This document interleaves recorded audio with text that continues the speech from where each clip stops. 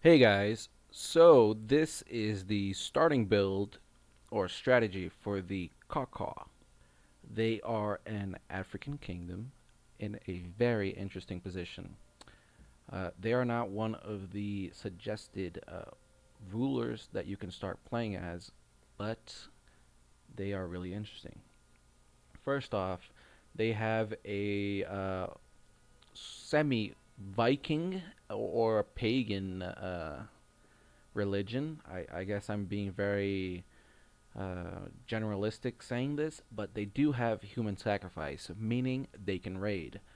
Unlike the Vikings, they don't have access to sailing in rivers. They don't have any nearby sea that they can just go raid wherever they want. So you have to stick to your raiding your neighbors, and you can't raid someone on the other side of Africa because you'll take a huge penalty to your forces crossing all of those castles and fortifications. So another thing that is interesting is their culture. So some of these African nations have access to West African canoes, which will actually make you pretty similar to the Vikings, which will enable you to sail this river and raid the people pretty much far away. And also, they are of the Songhai culture. There is no Songhai culture, if you can see on the map.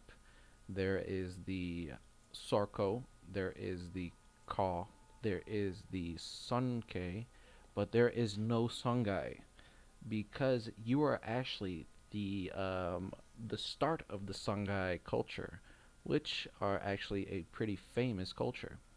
So you're going to be responsible for spreading that, and you have some extra starting,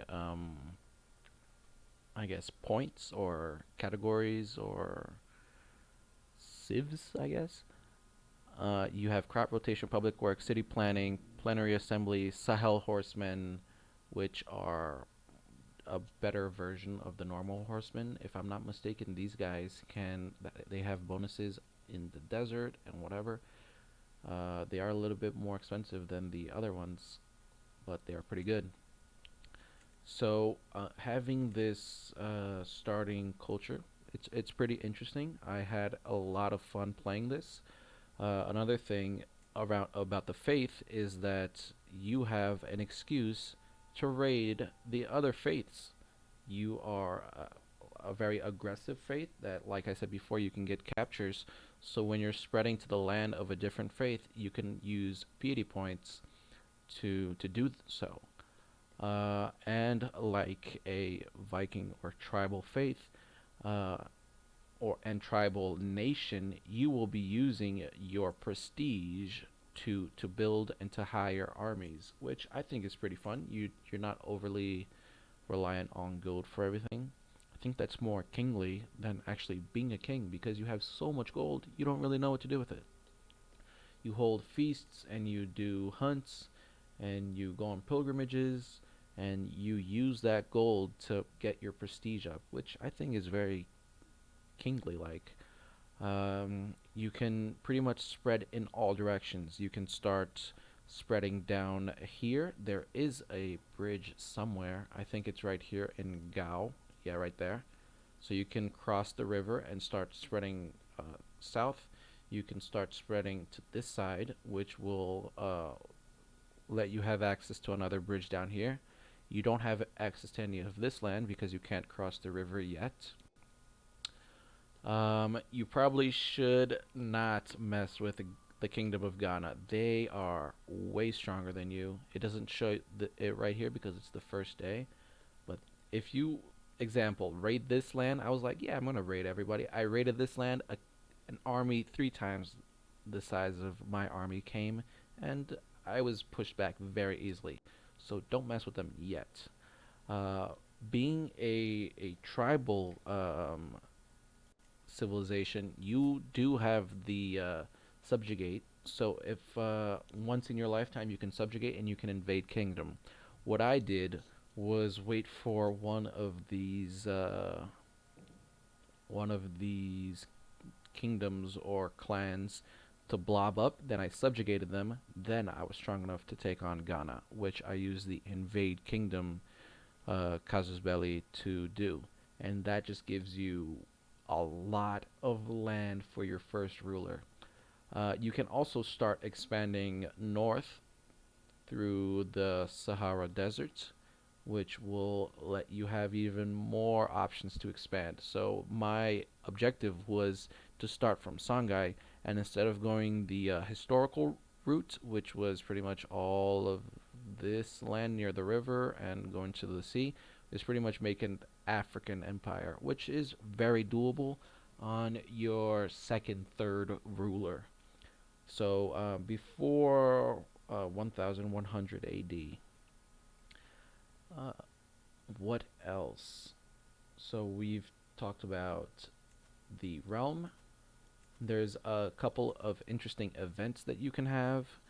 For this specific ruler, he is very good at intrigue, but I did go for the martial route, for the bellum justum, which is really nice. You'll be tight on resources to wage war early on, and this will help you a lot. And then for the gallant, because this will raise the amount of knights that you can have, giving you another edge to wage war on your African brothers. Right now, you have 7 champions. You can raise that to 11, and then plus when you get up to a duchy and a kingdom, you'll have so many knights. It really gives you an edge. Um, what else? Let's see. We got all this down, all this down. Council, not that important. You're gonna probably want to get this guy on your side by swaying him. Your other vassals. In this specific playthrough, I got the sadistic and the deceitful traits, which my vassals don't seem to like. These are randomly generated every playthrough, but you could raise their relationship with you by doing domestic affairs, giving them land. These guys are actually not vassals; they're just people on your court. So that's another reason that they don't like you. They don't have any land. Um, Courts, you'll be having a lot of prisoners, which you can use to ransom off and get that prestige snowball where you just go and take those 3 decisions and really build up this infrastructure. These are going to be your 3 main spots. Once you start taking the good land, you'll see that it's around here where the Ghana Empire currently is. At least that's where the development is. But the good land is these floodplains. The floodplains are the best land. The pink land, not so good. You're gonna have to take a lot of pink land and mountains, which are the dry lands and the hills. Sorry, hills. They're not that good. Neither is the desert. So you're gonna be taking a lot of bad land first to build up your army and then take up the good land. This specifically gives you more supply and more development growth. So this is where is going to be the heart of your empire. In around, let's see, I think it's around 40 years. Once you start telling your council that you want to spread the Songhai culture to places, 7 years, 7 years, 7 years, you'll be the head of culture and you'll be able to access the West African canoes, which is, like I said before, on your downtime from wars, gonna give you a lot of money from pretty much everyone in Africa. I think that is it. I hope you guys have fun. I had more fun playing this African country than I did with the European ones, especially the Vikings, because the Vikings, you're in a safe position to raid. There's really nothing that the English can do if you're taking your armies from here and raiding them. The African ones, they raid you back. And you're not safe to go wherever you want. So this is a very fun playthrough.